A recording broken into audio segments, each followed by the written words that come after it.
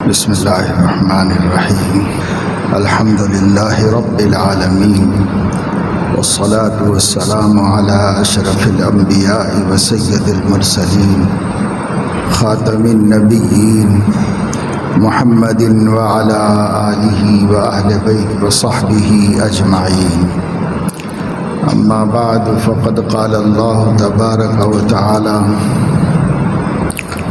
وَإِذِ ابْتَلَىٰ إِبْرَاهِيمَ رَبُّهُ بِكَلِمَاتٍ فَأَتَمَّهُنَّ قَالَ إِنِّي جَاعِلُكَ لِلنَّاسِ إِمَامًا قَالَ وَمِن ذُرِّيَّتِي قَالَ لَا يَنَالُ عَهْدِي الظَّالِمِينَ وَإِذْ جَعَلْنَا الْبَيْتَ مَثَابَةً لِلنَّاسِ وَأَمْنًا وَاتَّخِذُوا مِن مَّقَامِ إِبْرَاهِيمَ مُصَلًّى صدق اللہ العظیم۔ اسلامی مہینوں میں ذی الحج کا مہینہ آخری مہینہ ہے اور محرم اسلامی جنتری کا پہلا مہینہ ہے۔ اس آخری مہینے کو ذو الحج کہا جاتا ہے۔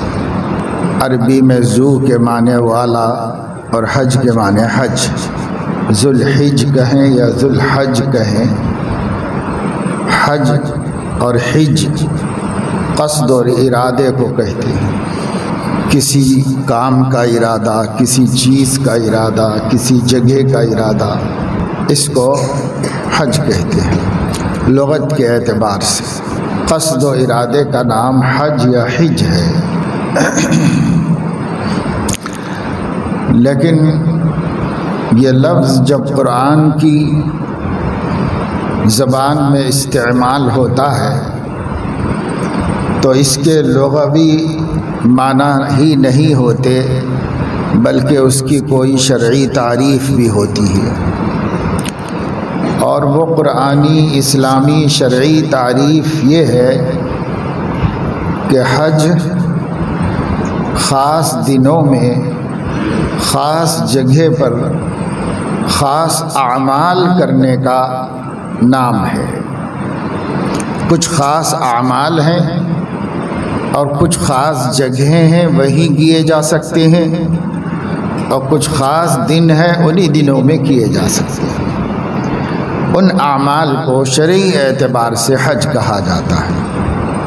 الحج اشہر معلومات، حج کے مقرر مہینے ہیں، اور وہ مقرر مہینے شوال، ذی قعدہ اور ذی الحج ہے۔ حج کے اعمال تو صرف ذی الحج کے 5 دنوں میں ادا کیے جاتے ہیں، 8، 9، 10، 11، 12، لیکن حج کے لیے احرام شوال سے باندھا جا سکتا ہے۔ اس لیے حج کے اشہر معلومات ہیں، 3 مہینے مقرر کیے گئے ہیں۔ اگر کوئی شخص بہت دور سے سفر کر کے آ رہا ہو اور وہ اپنے گھر سے ہی احرام بند ہو کے نکلنا چاہتا ہے تو شوال کا چاند نظر آنے کے بعد سے احرام حج کا باندھا جا سکتا ہے۔ تو مہینے 3 ہیں، لیکن مناسک حج کی ادائیگی 8، 9، 10، 11، 12 کو ہوتی ہے۔ 8 ذی الحج کو ظہر سے قبل منا میں پہنچ جانا چاہیے۔ بہتر ہے، مسنون و مستحب ہے کہ 8 تاریخ کی ظہر، عصر، مغرب، عشاء اور 9 تاریخ کی فجر منا میں ادا کی جائے۔ منا ایک وادی ہے، اور اب تو ایک بہت بڑا صاف ستھرا میدان ہے جسے ایک منظم طریقے پر وقتی طور پر بستی بنا دیا جاتا ہے، رہائش گاہ بنا دیا جاتا ہے۔ وہ اسی لیے کہ اللہ کے عاشق بندوں کو اس عظیم فریضے کی ادائیگی کے واسطے 8 تاریخ کی 4 نمازیں اور 9 تاریخ کی ایک فجر کی نماز وہاں ادا کرنا چاہیے۔ ایسا ہو جائے تو بہتر ہے، پر ایسا نہ ہونے کا کوئی گناہ نہیں۔ ترتیب یہی ہے۔ یوم الترویہ اس کو کہا جاتا ہے، اور اس کے بعد یوم العرفہ ہے۔ نویں ذی الحج کی صبح کی نماز پڑھنے کے بعد جس قدر جلدی ممکن ہو سکے عرفات کی طرف خروج کرنا چاہیے۔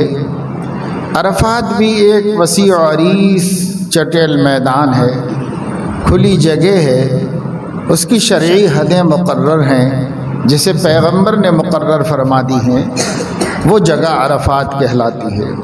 وہاں جانا ہے، 9 تاریخ کی نماز صبح پڑھ لینے کے بعد بہتر ہے کہ ظہر سے پہلے پہلے وہاں پر بھی پہنچ جانا چاہیے، اور پھر عرفات میں جو امام الحج ہے وہ عرفات کی مسجد میں نماز پڑھاتے ہیں اور خطبہ حج بھی دیتے ہیں۔ اس میں شرکت ضروری نہیں ہے، لیکن وہاں پہنچنا ضروری ہے، وہاں قیام ضروری ہے۔ 9 تاریخ کو زوال سے لے کر کے غروب تک کم سے کم رہنا چاہیے۔ حضور علیہ السلام نے اس پورے عرصے میں اللہ تبارک و تعالی شانہ سے بڑی لجاجت و عاجزی کے ساتھ دعاؤں کا اہتمام فرمایا تھا، اس لیے غروب تک وہیں پر رہنا ہے۔ جب تک آفتاب غروب نہ ہو جائے کوئی زائر حج وہاں سے نکل نہیں سکتا، وہیں پر رہنا ضروری ہے۔ حکومت بھی بندوبست کرتی ہے کہ کوئی غلطی سے نکل نہ پڑے، اس لیے اس کو روکا جاتا ہے۔ اور دوسرے یہ ہوتا ہے کہ جو امام الحج ہے اس سے پہلے کوئی کام نہیں کیا جاتا، جیسے نماز میں نماز کے امام سے پہلے کوئی کام نہیں کیا جاتا ہے، اس لیے حکومت اس کو یقینی بناتی ہے کہ سب سے پہلے امیر الحج عرفات سے نکلیں، اور ان کے نکلنے تک کوئی حاجی نہ نکلے، کیونکہ وہ ان کا تابع ہے۔ اب چاہے حاجیوں کو پتہ چلے نہ چلے اس سے کوئی مطلب نہیں ہے، لیکن امام پہلے وہاں سے نکلے گا اور پھر اس کے بعد حاجی ان کے پیچھے نکلیں گے وہاں سے۔ ایک خاص عمل یہ بنا دیا اللہ رب العزت نے کہ اس دن کی مغرب کی نماز عرفات میں نہیں ہو سکتی، اسے مزدلفہ میں ادا کرنا ہوگا۔ تو غروب کے بعد جب نکلیں گے تو مزدلفہ پہنچنے تک مغرب کا وقت ختم ہو جائے گا، عام دنوں کا جو وقت ہے وہ ختم ہو جائے گا، لیکن اس دن کا وقت وہی ہے، جب پہنچ جائیں اسی وقت مغرب ہے۔ کسی بھی عبادت میں عبادت کی نفس کوئی چیز نہیں ہے، اس عبادت میں امر رب کی تعمیل اصل چیز ہے۔ اسی وجہ سے کہیں کہیں اللہ تعالیٰ ریگولر عمل کو بدل دیتے ہیں، یہ بتانے کے لیے کہ یہ عمل بھی کوئی چیز نہیں ہے نجات کے واسطے، اصل تو میرے حکم کی تعمیل ہے، وہ اصل چیز ہے نجات کے واسطے، اس لیے بدل دیتے ہیں کہیں کہیں اللہ رب العزت۔ یہاں بدل دیا مغرب کا وقت کہ اب اس وقت ہی کے بندے بن کے نہ رہ جاؤ، اللہ کے بندے بنے رہو۔ اگر اللہ ٹائم بدل دے تو بدل دو، اللہ کہے آج نہیں پڑھ سکتے مغرب، غروب آفتاب کے فوراً بعد، سال بھر حکم ہے کہ فوراً پڑھو، اب حکم ہے کہ فوراً نہیں پڑھو، فلاں جگہ جا کے پڑھو، اس کا حکم ہے، لہذا وہاں جانا ہوگا۔ تو مزدلفہ پہنچ کے مغرب پڑھنا ہے، مغرب کے بعد عشاء کی نماز پڑھنا ہے۔ حضرت علیہ السلام نے بھی اسی طریقے سے ادا کی۔ اور یہ جو رات ہے، اس رات کو اللہ کا ذکر کرنا ہے۔ مزدلفہ میں ایک بڑی پہاڑی ہے، اس کا نام مشعر الحرام ہے۔ اس پہاڑی کے پاس فَاذْكُرُوا اللَّهَ عِنْدَ الْمَشْعَرِ الْحَرَامِ، مشعر حرام کے پاس اللہ کا ذکر کرو۔ وَاذْكُرُوهُ كَمَا هَدَاكُمْ وَإِن كُنتُم مِّن قَبْلِهِ لَمِنَ الضَّالِّينَ، پہلے تم گمراہ تھے، اللہ نے تمہیں ہدایت دی، اس لیے اللہ کو یاد کرو، شکریہ ادا کرو، تسبیح و تحمید کرو، تمہیں اللہ نے گمراہی کے بعد ہدایت عطا فرمائی۔ اس کا شکر وہاں ادا کرنے کے لیے ذکر اللہ میں مشغول رہنا چاہیے صبح تک، اور صبح کی نماز پڑھ کے وہاں سے پھر منا کی طرف واپسی کا سفر شروع ہوتا ہے۔ حضرت علیہ الصلاۃ والسلام نے عورتوں کو مستحب وقت سے پہلے بھی بھیج دیا تاکہ وہ لوگ بھیڑ بھاڑ سے بچ کے پہلے پہنچ کر آرام سے اپنی جگہ پر ٹھہر جائیں، اور عورتیں کمزور ہیں اس لیے ان کو زیادہ تکلیف نہ پہنچنے پائے، اور بچے بھی جا سکتے ہیں۔ مردوں کو مسنون وقت وہاں سے نکلنا افضل ہے، وہ بہتر ہے۔ وہ 10ویں تاریخ شروع ہو گئی تو ذی الحج کی 10ویں تاریخ کو منا میں پہنچ کر کے چند اعمال کرنے ہوتے ہیں۔ پہلا عمل رمی جمار ہے، کنکری مارنا شیطان کو، تینوں میں سے ایک،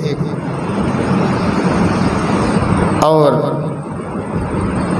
اس کے بعد قربانی کرنا ہے، اس کے بعد سر مڈانا ہے تاکہ احرام کی پابندیاں ختم ہو جائیں، پھر عام لباس پہن سکتے ہیں، اور اسی دن طواف افاضہ یا طواف زیارت بھی کرنا ہوتا ہے۔ بہتر ہے جیسے قربانی پہلے دن اولا و افضل ہے، اسی طریقے سے طواف افاضہ بھی پہلے دن اعلیٰ اور افضل معاملہ ہے، لیکن جتنے قربانیوں کے دن ہیں اتنے ہی طواف افاضہ کے بھی دن ہیں، یعنی 10 ذی الحج کو جب چاہیں کر سکتے ہیں، اس کی رات میں کر سکتے ہیں، اگلے دن کر سکتے ہیں، اس کی رات میں کر سکتے ہیں، اور 12ویں تاریخ کو کر سکتے ہیں غروب آفتاب سے پہلے تک۔ جب تک قربانی کر سکتے ہیں تب تک طواف زیارت بھی کر سکتے ہیں، یہ کر سکتے ہیں، لیکن اعلیٰ اور اولا یہ ہے کہ آدمی پہلے دن کر لے، اللہ توفیق دے، اس کو ہمت دے تو پہلے دن کر لے۔ بھیڑ بھاڑ ہو کوئی حرج نہیں، بعد میں بھی کر سکتا ہے، گنجائش اللہ پاک نے رکھی ہے۔ یہ کام کرنے ہوتے ہیں 10 تاریخ کو، اور ان کاموں میں مختلف احادیث کی روشنی میں امام اعظم ابو حنیفہ رحمہ اللہ نے ترتیب کو واجب قرار دیا ہے کہ ترتیب سے کرنا ہوگا، پہلے رمی کرنی ہوگی، پھر اس کے بعد قربانی کی جائے گی، پھر حلق کیا جائے گا، 3 عملوں میں ترتیب ہوگی۔ طواف کا تو ٹائم ہے جب چاہے کر سکتے ہیں، یہ 3 کام 10 تاریخ کو ترتیب کے ساتھ ادا کیے جائیں، یہ واجب ہے۔ بعض احادیث سے معلوم ہوتا ہے بخاری شریف وغیرہ کی کہ حضور علیہ السلام نے کسی بھی غلطی اور آگے پیچھے کرنے والے کو فرمایا تھا افعل ولا حرج، ٹھیک ہے چلو جو ہو گیا کوئی حرج نہیں، ٹھیک ہے کوئی حرج نہیں۔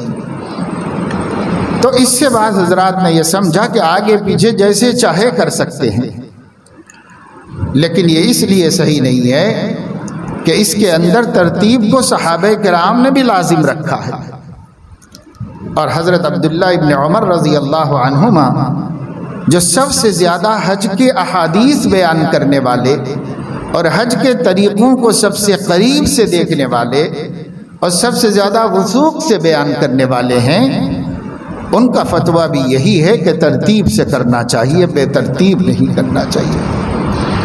اب رہ گیا یہ کہ اللہ کے نبی نے اجازت دی ہے، تو اس کو فقہا فرماتے ہیں کہ یہ تشریع کے وقت کی ترخیص ہے۔ کیا مطلب؟ جب شرعی احکامات نئے نئے بن رہے ہوتے ہیں اس وقت میں غلطی کرنے والوں کی رعایت کی جاتی ہے، چونکہ پہلا حج تھا، احکام ابھی سامنے آتے جا رہے تھے اور لوگوں سے غلطیاں ہو رہی تھی تو اگر حضور علیہ السلام ہر ایک سے اس کا کفارہ کراتے تو بہت مشکل ہوتا، اس لیے پہلا سال تھا معاف ہی کر دی کہ معاف ہے، اجازت ہے، پہلے سال آپ نے ان کو معاف کر دیا۔ دوسری بات یہ ہے کہ صحابہ کا پریشان ہو کر آ کے سوال کرنا کہ ایسی غلطی ہو گئی ہے یہ خود اس بات کا ثبوت ہے کہ انہیں سکھایا یہی گیا تھا کہ ایسا نہ کریں. اب ڈر گئے اور آ کے پوچھا کہ ایسا ہو گیا، ورنہ ان کو خود کیسے پتا چلتا، وہ خاموش رہتے اپنی اپنی جگہوں پر، الٹا پلٹا کرتے رہتے. لیکن ان کا آ کے پوچھنا حضور سے اس بات کا ثبوت ہے کہ تعلیم یہ دی گئی تھی کہ اس ترتیب سے کرو، لیکن ان سے غلطی ہو گئی تو غلطی کے بارے میں پوچھا. البتہ غلطی پر حضور علیہ السلام نے ان کے لیے دم کو لازم نہیں کیا بلکہ معاف کر دیا اس دن. تو وہ اس سال کی معافی تھی، وہ ہمیشہ کی معافی نہیں. جیسے ایک چھوٹی بکری کو قربانی دے دینے کی حضور علیہ السلام نے عید کے دن اجازت دی تھی جن کے پاس ایک بچہ تھا اور ایک بکری تھی. انہوں نے یہ سوچ کر کے کہ بہت سے لوگوں کے گھر میں کھانا نہیں بنا ہے، قربانی کر کے گوشت بھیج کے نماز پڑھنے جائیں گے، لہذا انہوں نے قربانی کر دی اور گوشت بھیج دیا گھروں میں. اب نماز کے لیے اللہ کے نبی صلی اللہ علیہ وسلم بھی نماز کو جا رہے تھے، یہ کس کی قربانی ہو گئی بھائی؟ تو انہوں نے کہا کہ یا رسول اللہ میں نے کر دی. کیوں کر دی نماز سے پہلے؟ تاکہ غریبوں کے گھر میں جلدی پہنچ جائے گوشت. تو فرمایا قربانی نہیں ہوئی تمہاری، دوبارہ کرو. وہ کھانے کا گوشت بن گیا، وہ کھا لو، لیکن قربانی جو تقرب اور عبادت ہے وہ نہیں ہوئی، وہ اب کرو. تو انہوں نے کہا یا رسول اللہ کیسے کروں، اب تو ایک بچہ ہے بس چھوٹا سا جس کی قربانی نہیں ہو سکتی. تو حضور علیہ السلام نے ان کو اجازت دی کہ اسی کی کر دو تم قربان. لیکن امت میں کوئی بھی اتنی عمر کے بچے کی قربانی کا قائل نہیں ہے. وہ یہ کہتا ہے کہ ایک مجبوری میں نبی نے اجازت دی تھی، یہ خصوصی اجازت دی تھی، یہ شریعت نہیں، خصوصی اجازت تھی نبی پاک صلی اللہ علیہ وسلم. تو اس طرح احکام ہوتے ہیں. حدیثیں پڑھنے سے دین نہیں سمجھ میں آتا، حدیثوں کو علماء سے سمجھنا پڑتا ہے، تب جا کر دین سمجھ میں آتا ہے. اس لیے حضرت عبداللہ ابن مبارک رحمہ اللہ جیسے محدث نے فرمایا ان ھذا الحدیث دینکم فانظروا عمن تأخذون دینکم. لوگو یہ حدیثیں تمہارا دین ہے، ذرا غور کر کے لوگ کس سے لے رہے ہو دین؟ اپنا دین معتبر ذریعوں سے لے رہے ہو یا جو کہہ رہا ہے اس سے لیتے چلے جا رہے ہو؟ تو خود محدثین نے حدیث لینے کا یہ ادب بتایا کہ جو ماہر حدیث ہو اس سے علم لو. ہر کوئی اپنی طرف سے حدیث نہ گڑھے اور ہر کوئی اپنی طرف سے حدیث نہ سنائے، ہر کوئی اپنی طرف سے سنی ہوئی حدیث پہ عمل نہ کرے. اس واسطے کہ ہر سنی سنائی بات یہاں تک کہ وہ حدیث بخاری ہی کی کیوں نہ ہو قابل عمل نہیں ہوتی، اس کی تحقیق کرنی پڑتی ہے. ہر حدیث قابل عمل نہیں ہے کسی بھی کتاب میں. کسی بھی حدیث کی سند کا صحیح ہونا اس حدیث پر عمل کرنے کے لیے ضروری نہیں ہے. بہت سی صحیح حدیثیں ناقابل عمل اور منسوخ ہیں اور ان پہ عمل نہیں کیا جاتا ہے، اس لیے اسے جاننے کی ضرورت ہوتی ہے. بہرحال یہاں علماء نے یہی تحقیق فرمائی. تو یہ کام ترتیب سے کرتے ہیں حجاج کرام. اور اس کے بعد اگلے دن شیاطین کو کنکر مارنے پڑتے ہیں جس کو رمی جمار کہتے ہیں. پھر 12ویں تاریخ کو بھی یہ عمل کرنا پڑتا ہے اور مینا میں رہ کے کرنا کچھ بھی نہیں ہے، وقت پہ نماز پڑھنا ہے اور جب وقت ہو جائے وہاں جا کر پہلے دن مسنون یہی ہے کہ زوال تک رمی نہ کی جائے، زوال کے بعد رمی کی جائے. لیکن اب رش بہت زیادہ ہو جانے کی وجہ سے سعودی عرب کے علماء نے مختلف فقہا کی تحقیقات کو سامنے رکھ کر تینوں دن کسی بھی وقت رمی کرنے کا فتویٰ دیا ہے. وہ لوگوں کی ازدحام کی وجہ سے، مجبوری کی وجہ سے گنجائش ہے تو راستہ نکالو، چنانچہ راستہ نکالا گیا. بہرحال یہ 11-12 تاریخ ہو گئی. تو یوں 8, 9, 10, 11, 12 یہ ایام حج ہے. اذکروا اللہ فی ایام معدودات، یہ اللہ تعالیٰ نے ایام بھی مقرر کر دیے، اشہر بھی مقرر کر دیے اور مقامات بھی مقرر کر دیے کہ آدمی کو اپنے اپنے جگہوں میں کوئی حج نہیں کر سکتا، سب کو مکہ مکرمہ پہنچنا پڑتا ہے، وہیں پر ہو سکتا ہے حج. پھر مکہ مکرمہ میں ایک کے بعد ایک جگہ پر جانا اور وہاں سے لوٹ کے آنا، اور یہ ترتیب۔ تو مکہ مکرمہ، حرم و محترم، مینا، مزدلفہ، عرفات، یہ سب جگہیں ہیں۔ اب آپ کو سمجھ میں آئے گا کہ حج کی تعریف کیا ہے شریعت اسلامی میں۔ خاص مہینوں میں، خاص دنوں میں، خاص مقامات پر خاص اعمال کرنے کو حج کہتے ہیں۔ ہر چیز ایک اپنی خصوصیت رکھتی ہے، انفرادیت رکھتی ہے ہر چیز، اس لیے وہ سب خاص خاص خاص کر دیا اس کو۔ ورنہ لغت میں حج کہتے ہیں کسی جگہ جانے کا۔ آپ اگر ارادہ کریں کہ مجھے دبئی جانا ہے، اس کو بھی لغت میں حج کہتے ہیں۔ ہر قصد و ارادے کو حج کہتے ہیں، لیکن شریعت میں نہیں کہتے۔ شریعت میں حج کے معنی ہے خاص دنوں میں، خاص جگہ پر خاص اعمال کا ارادہ کرنا حج کہلاتا ہے۔ بہرحال یہ وہ مہینہ ہے جو سعودی عربیہ میں وہاں کے افق اور وہاں کے چاند کے ظاہر ہونے کے اعتبار سے شروع ہو گیا، اور اس کے مطابق لوگ اعمال کرنے میں مشغول ہو گئے۔ مہینہ جو حج کا ہے، جس کو ذو الحج کہتے ہیں، اس مہینے کی بھی بڑی فضیلت ہے۔ ایک تو حجاج کو حج کرنا ہے، وہ حاجیوں کے ساتھ خاص ہے، اور ایک ہے خود اس مہینے کے فضائل جو پوری امت کے مسلمانوں کے لیے ہے، عام ہے، سب کے لیے فضائل ہے۔ پہلے تو اس کی نسبت کے ایک عظیم عبادت، اسلام کا آخری اور تکمیلی رکن حج ہے۔ 5 ارکان اسلام کے سب کو پتہ ہے۔ پہلا اسلام کا رکن ہے شہادتین کا پڑھنا، اشہد ان لا الہ الا اللہ و اشہد ان محمدًا عبدہ و رسولہ، یا و اشہد ان محمد رسول اللہ۔ اس کو شہادتین کہتے ہیں، یعنی 2 گواہیاں۔ 2 گواہیاں یہ اسلام کا 5 ارکان میں سے پہلا رکن ہے۔ یہ گواہیاں دینا ہے مومن کو بھی، یہ عمل ہے، یہ ایمان نہیں ہے۔ ایمان میں حضور نے ذکر نہیں کیا اس کو، یہ اعمال میں ذکر کیا حضور علیہ السلام۔ حدیث جبرائیل میں ہے کہ جب جبرائیل نے پوچھا مل ایمان، ایمان کیا ہے، تو حضور علیہ السلام نے فرمایا ان تؤمن باللہ وملائکتہ وکتبہ ورسلہ والیوم الآخر والقدر خیرہ وشرہ ومرہ من اللہ تعالی والبعث بعد الموت۔ تو انہوں نے پوچھا مل اسلام، اسلام کسے کہتے ہیں؟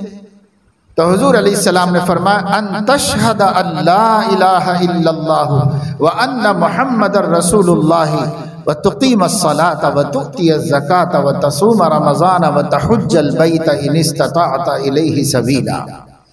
یہ حضور علیہ السلام نے اسلام کے بارے میں فرمایا۔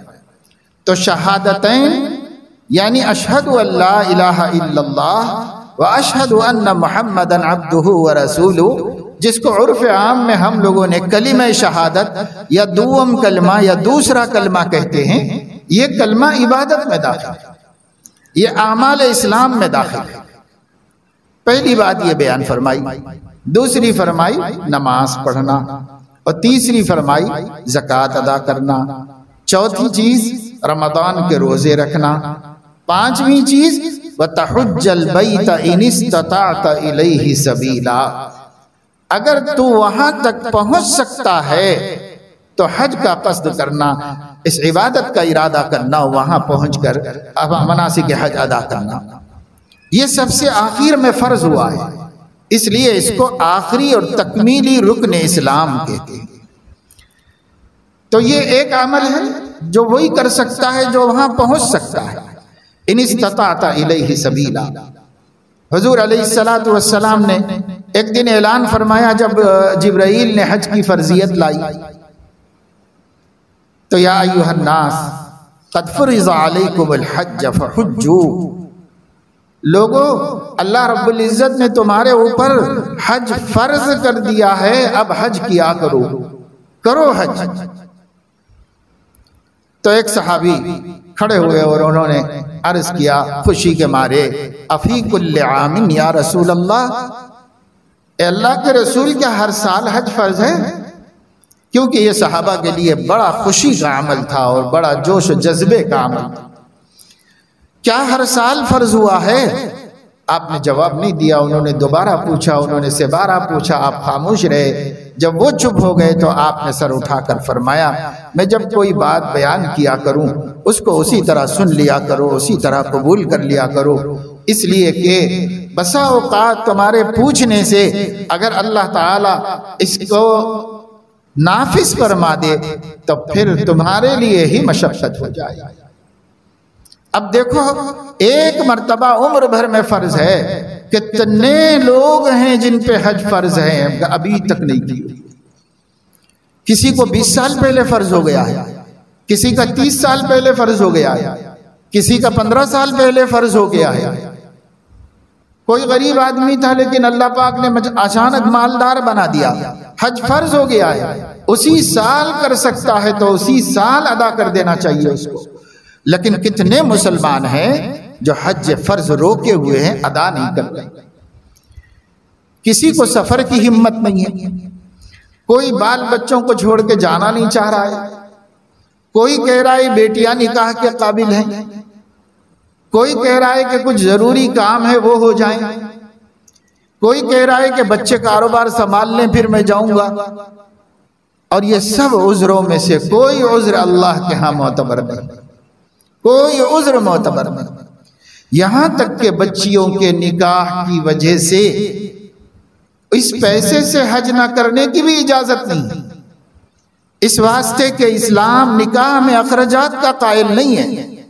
اسلام نے کہا ہی نہیں اخراجات کرنے کے لیے، وہ اخراجات کا مصیبت تو آپ نے خود اپنے اوپر ڈال دیا، اسلام نے نہیں ڈالا ہے، اللہ رسول نے نہیں ڈالا ہے۔ اللہ رسول اللہ صلی اللہ علیہ وسلم کے بارے میں تو قرآن مجید میں اللہ رب العزت نے فرمایا ہے وَيَضَعُ عَنْهُمْ إِصْرَهُمْ وَالْأَغْلَالَ الَّتِي كَانَتْ عَلَيْهِمْ، وہ تو تمہارے اوپر سے رسوم و رواج کے بوجھ اتارنے کے لیے آئے ہیں، وہ بوجھ چڑھانے کے لیے نہیں آئے ہیں۔ جو پہلے سے چلے آ رہے ہیں اسے بھی اتار دیتے ہیں نبی، اور اتار دیا نبی نے۔ اور حجۃ الوداع میں فرمایا میں نے جاہلیت کی سب رسمیں اپنے پیروں تلے رون دی ہیں، اب کوئی مسلمان ان جاہلیت کے رسموں کو دوبارہ وجود میں نہ لائے۔ منع کر دیا تھا حضور نے، یہ اور بات ہے کہ امت لا رہی ہے ایک ایک جاہلیت کی رسم پھر دوبارہ جاری کر رہی ہے، پھر اس کو لے کے اس پہ فخر کر رہی ہے۔ تو اس کی خبر بھی حضور علیہ السلام نے دے دی تھی، اور یہ فرمایا تھا کہ دیکھو اس وقت تک قیامت قائم نہیں ہوگی جب تک کہ مسلمان جاہلیت کی ایک ایک رسم کو نکال کر کے اس پر عمل نہ شروع کر دیں۔ یہاں تک کہ طائف میں جو ایک بت تھا، جس بت کے سامنے لوگ جا کے رقص کرتے تھے، ناچتے تھے، اسے بھی دوبارہ بنایا جائے گا اور لوگ اس کے سامنے ناچیں گے، تب جا کر قیامت قائم ہوگی۔ تو یہ دوبارہ شرک پر جائے گی، یہ امت دوبارہ جاہلیت قدیمہ پر جائے گی، اور حضور علیہ السلام نے اس کی خبر دی ہے۔ اور اب جاہلیت کی یہ بت ہمارے سامنے آ رہے ہیں۔ دنیا کی سب سے بے حیا عورت کو سعودی عربیہ میں بلا کر رمضان کی راتوں میں ان کے سامنے رقص و سرود کیا گیا، اور اس کو انعامات دیے گئے، اس کو نذرانوں کی بھیٹ چڑھائی گئی، یہ سب ہو گیا اور ہوتا چلا جا رہا ہے۔ یہ حضور علیہ السلام کی خبریں ہیں، یہ سب ہونا ہے، اور یہ ہوگا کیوں ہوگا کہ امت قیامت سے قریب لے جائی جا رہی ہے، اور اللہ تعالیٰ اس دنیا کی بساط کو لپیٹ رہے ہیں اور اس دنیا کو ختم کرنے کا ارادہ فرما رہے ہیں اللہ رب العزت، اس لیے ہم قیامت کی طرف چل رہے ہیں۔ بہرحال میں نے آپ کو بتایا کہ یہ خاص عمل ہے جو اللہ تعالیٰ نے دیا ہے۔ اب حضور علیہ السلام نے ارشاد فرمایا من وجد سعۃ ان یحج، جس شخص کو اس بات کی مالی گنجائش ہے کہ وہ حج کر سکتا ہے۔ حج کر سکتا ہے کا مطلب یہ ہے صحت ایسی ہے کہ مناسک ادا کر سکتا ہے، اور مال اتنا ہے کہ وہاں پہنچ سکتا ہے. جو قریب رہتے ہیں وہ کم خرچ میں پہنچ سکتے ہیں، جو دور رہتے ہیں وہ بہت زیادہ خرچ میں پہنچ سکتے ہیں.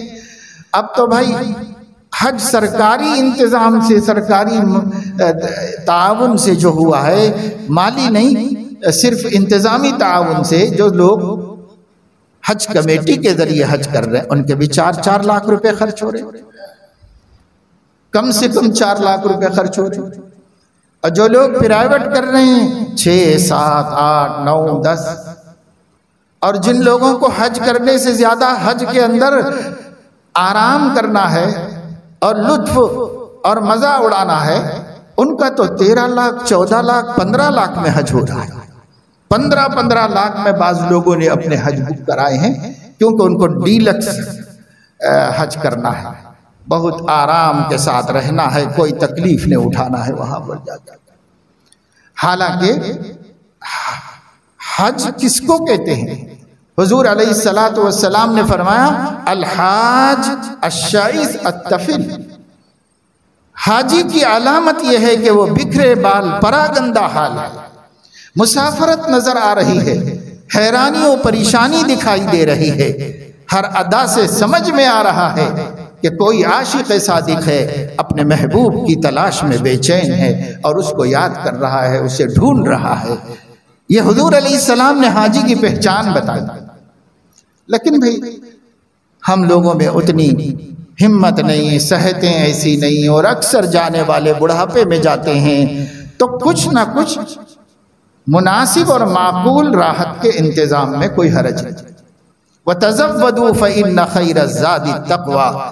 حضور علیہ السلام نے فرمایا کہ حاجیوں کو سامان سفر کر لینا چاہیے تاکہ دوسروں کے محتاج نہ ہوں، کسی کا بوجھ نہ بنے. اور سامان سفر میں سب سے اہم سامان التقویٰ ہے. فَإِنَّ خَيْرَ الزَّادِ التَّقْوَىٰ. کسی کے سامنے ہاتھ نہیں پھیلانا اور کسی دوسرے انسان سے مدد نہیں طلب کرنا، یہ ہے سب سے بہترین سامان سفر.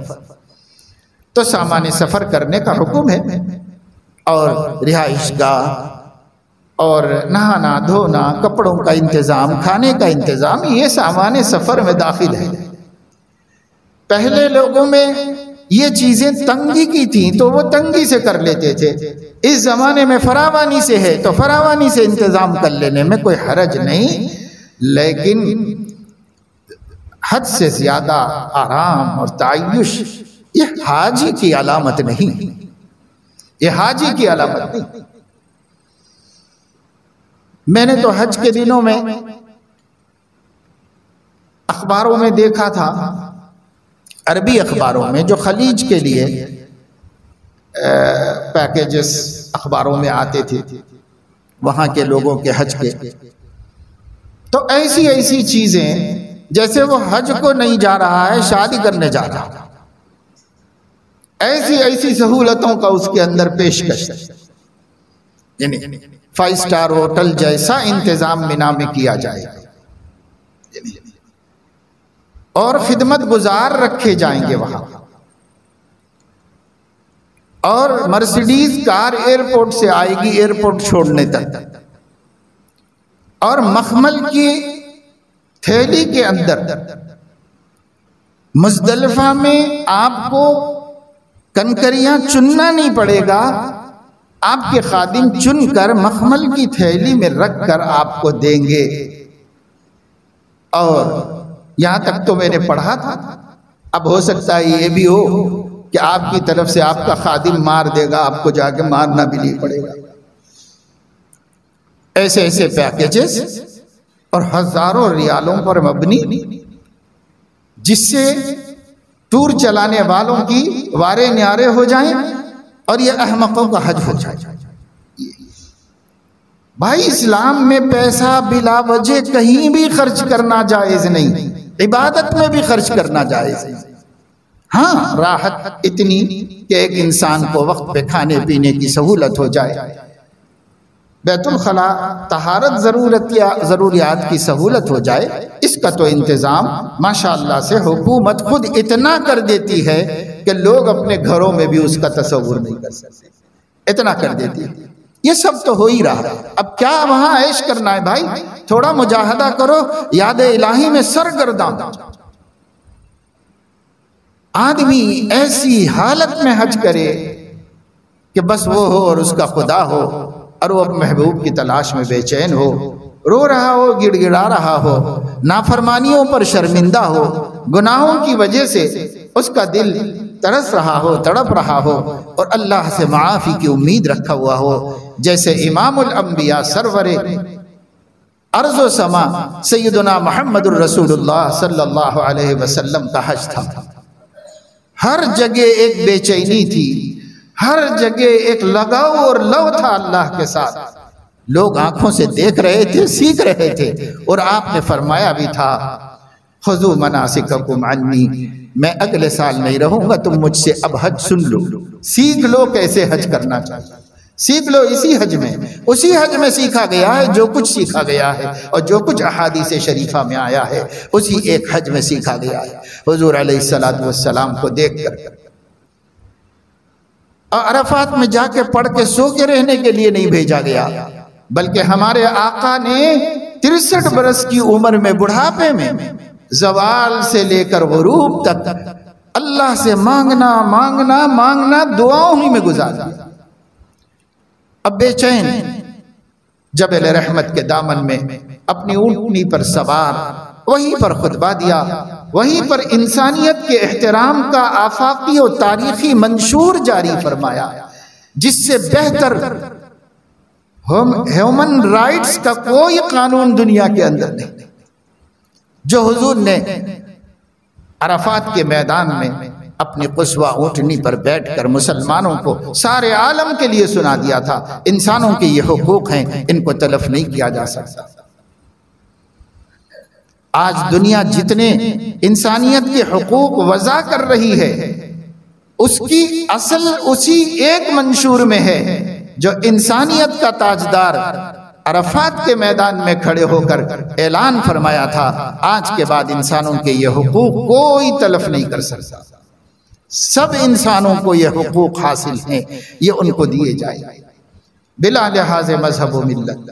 ہر انسان کا حق نبی نے بتایا، اس سے بڑھ کے کچھ بھی نہیں ہے۔ آپ چاہے 10,000 پیج کی کتاب لکھ لو، سب کا خلاصہ نبی نے بیان فرما دیا، سب کی حقیقت نبی نے بیان فرما دی۔ اور اس کے بعد اگر کسی نے انسانیت کو پہچانا ہے تو اسی منشور میں پہچانا ہے، اور کہیں کسی کو نہیں ملا، نہ تورات میں، نہ زبور میں، نہ انجیل میں، نہ انسانی مذاہب کے اندر، نہ آسمانی مذاہب کے اندر، کہیں بھی انسانیت کا وہ مقام نہیں ہے جو سیدنا محمد الرسول اللہ صلی اللہ علیہ وسلم کے اس خطبے میں ہے جو آپ نے عرفات کے میدان میں دیا تھا 9 ذی الحج کو۔ مگر ہمیں علم نہیں ہے اس کا، اگر ہم وہاں سے جانتے ہوتے تو کہیں اور سے لانے کی ہمیں کوئی ضرورت ہی نہ ہوتی۔ ہم وہاں سے نہیں جانتے، ہر جگہ سے جانتے، لا پڑھ کر دنیا کے قوانین، دنیا بھر کے ملکوں کے قوانین سے تو ہمیں کچھ پتا چلا کہ انسانیت کا کیا احترام ہے، لیکن حدیث پڑھ کر کسی وکیل کو بھی نہیں پتا چلا کہ انسانیت کا کیا ہے۔ حضور علیہ السلام نے کیا بتایا ہے اور کیا دیا ہے، جو انہوں نے دیا ہے اس سے جامع مانے کوئی قانون، اس سے بہتر اور اس سے زیادہ کی ضرورت بھی نہیں ہے قیامت تک کسی انسان، جو انہوں نے دیا ہے۔ لیکن ادھر سے لیتے نہیں نا، ہم سمجھتے ہیں حدیثوں میں کیا لکھا پڑا ہے، اصل تو قوانین پڑھنا ہے، اصل تو کائنات کا مطالعہ کرنا ہے، اور اصل تو دنیا والوں کی تحقیقات کو دیکھنا ہے۔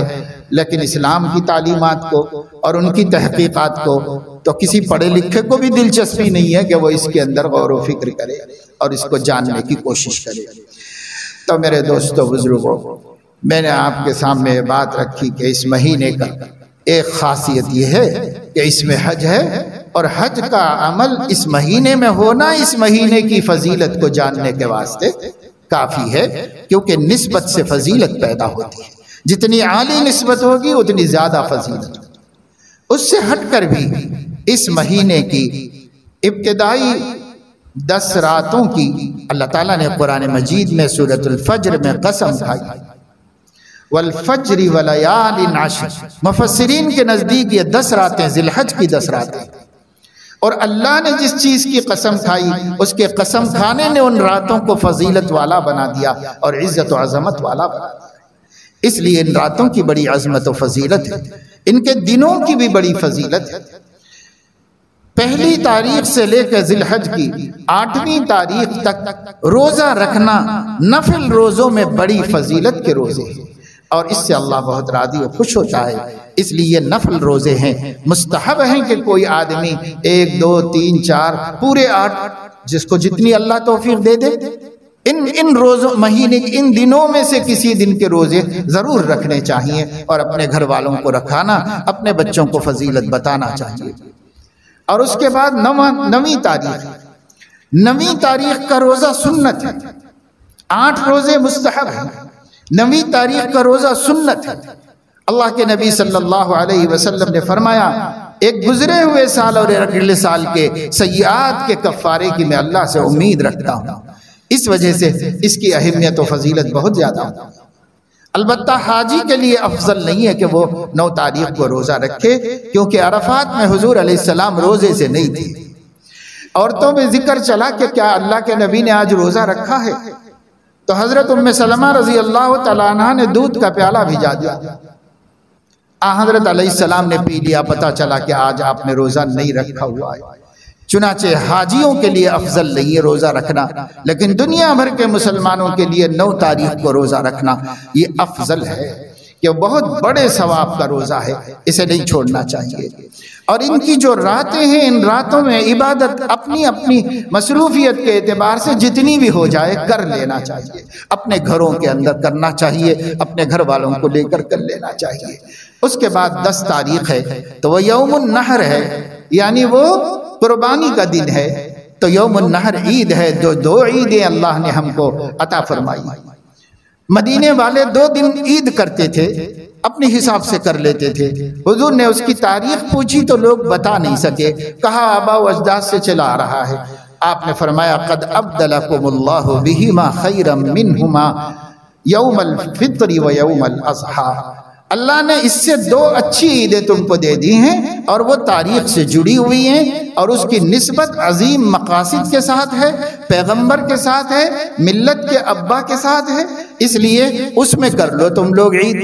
ایک یوم الفطر 30 دن اللہ کے روزے، مہینہ بھر روزوں کا شرف حاصل کرنے، راتوں کو عبادت کرنے کے بعد ایک دن عید کر لو، اور پھر قربانی کی نسبت سے عید کر لو۔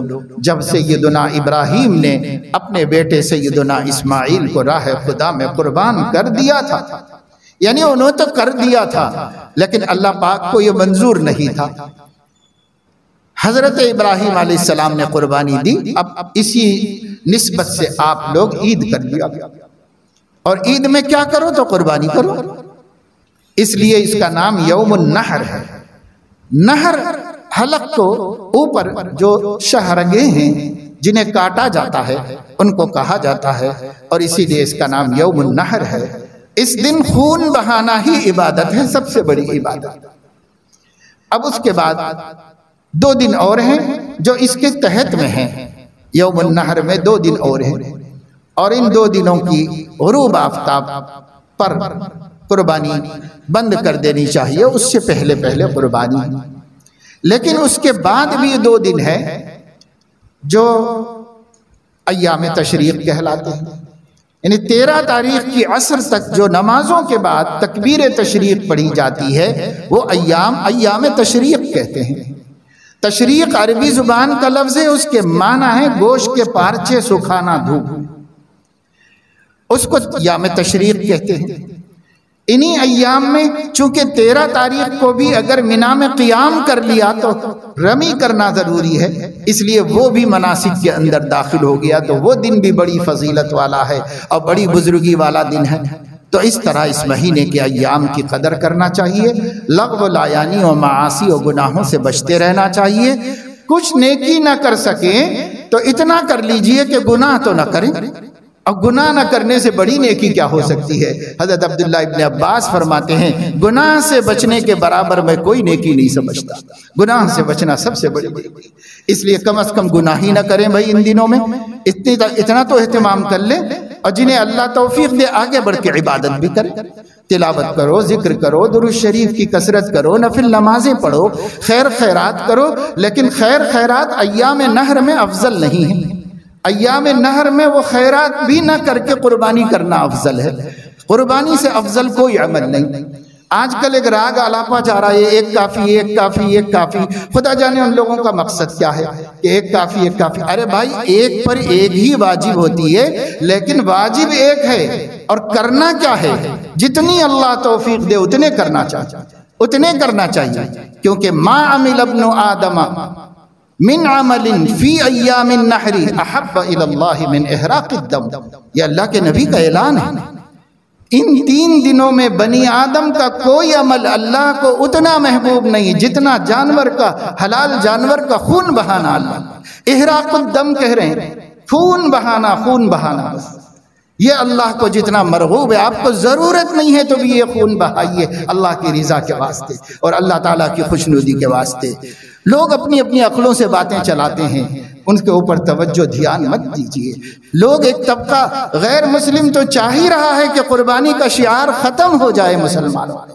اب مسلمان بھی خواہ وخواہ کی اپنی باتیں الاپنا شروع کر دیتے ہیں اور بگارنا شروع کر دیتے ہیں۔